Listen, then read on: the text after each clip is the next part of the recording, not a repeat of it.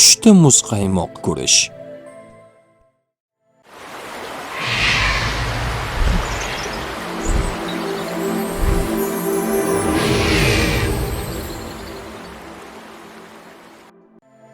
Quvonch va lazzatlanish.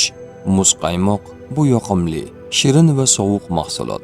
Tushingizda uni ko'rish hayotingizda quvonchli onlar, yoqimli xotiralar yoki zavqlanishga bo'lgan ehtiyojni bildiradi. Sizga biroz dam olish yoki rohatlanish kerak bo'lishi mumkin. Bolalik va beparvolik.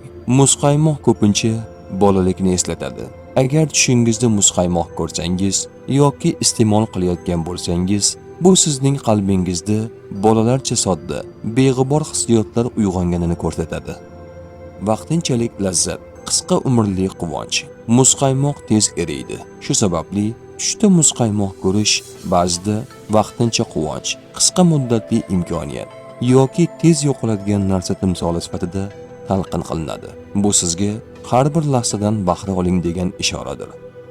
Sevgi hamda romantika. Ba'zida muzqaymoq yumshoqlik, shirinlik va mehr-muhabbat ramzi sifatida chiqadi.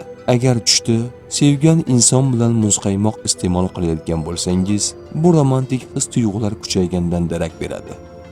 Agar muzqaymoq erib ketayotgan bo'lsa, bu siz kutilgan imkoniyatni boy berishdan xavotir olayotganingizni bildirishi mumkin.